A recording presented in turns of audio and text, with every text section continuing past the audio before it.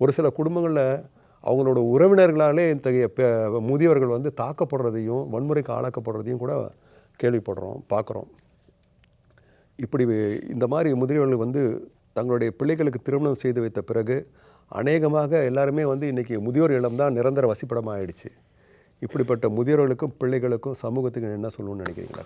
பொதுவாக பார்த்தீங்கன்னா நீங்கள் வந்து நம்ம வந்து சம்பாதிக்கிறது வந்து நிச்சயமாக வந்து கல்யாணம் பண்ணுங்கள். பிள்ளைங்களுக்கு கல்யாணம் பண்ணிவிட்டு சொத்தை எழுதி வைக்காதீங்க.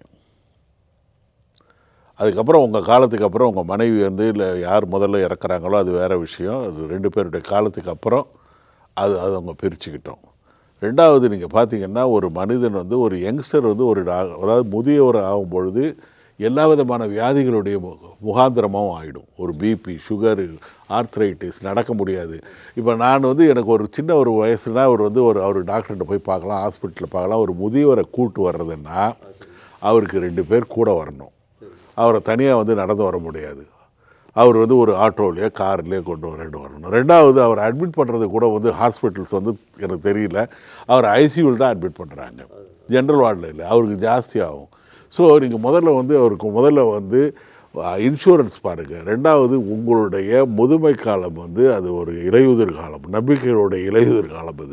அதுக்கு வேண்டிய பணத்தை கொஞ்சம் வச்சுருங்க. ஏன்னா உங்களுக்கு முக்கியம் சாப்பாடெலாம் குறைஞ்சிரும், நீங்கள் ட்ராவல் பண்ணுறது குறைஞ்சிரும், உங்களுக்கு செலவுகள் குறைஞ்சிரும்.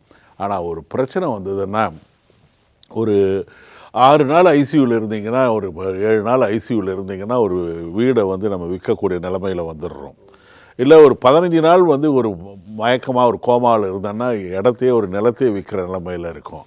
இது வந்து உண்மையிலே அதுக்கு பெட்டர் வந்து கவர்மெண்ட் ஹாஸ்பிட்டலில் நம்ம அது வந்து கவர்மெண்ட் ஹாஸ்பிட்டல்னால் அது வந்து தப்பாக நினைக்கிறோம். உண்மையிலே வந்து அது மாதிரி இல்லை. அதை விட நல்ல விஷயங்கள், நல்ல வசதிகள் நான் 2த்துலையும் இருக்கிறதால சொல்கிறேன். நான் கவர்மெண்ட்லேயும் இருந்தேன், ப்ரைவேட்லேயும் இருக்கேன். அதில் வந்து இருக்கிறது பெட்ரு. என்ன தான் இருந்தாலும் அங்கே போய்ட்டு வந்து இப்போ ஒரு சாதாரணமாக ஒரு சின்ன விஷயம் கூட ஒரு அவமானத்தை வந்து கேவலமாக நம்ம யோசிப்போம். ஒரு பொதுவாக ஒருத்தர் சொல்கிறாரு, ஒரு குறிப்பிட்ட ஆங்கில பத்திரிக்கையை நான் வாங்கிட்டு இருந்தேன், அதுக்கப்புறம் வந்து என்னால் முடியல, எங்கள் வந்து மகன் இருக்காங்க, வேறு ஒரு ஆங்கில பத்திரிக்கை எனக்கு அது படிக்கல, தெரியாமல் கேட்டேன், கிழவனுக்கு தேவையா இது அப்படின்றாங்க. எனக்குன்னு பிடிச்ச ஒரு சின்ன ஒரு சாதாரண இதுதான். அன்றைக்கி வந்து ஒரு எக்ஸ்ட்ரா ஒரு இது வந்து ஒரு ஸ்வீட்டு வந்து கேட்கும்பொழுது கூட அது வந்து மறுக்கப்படுது.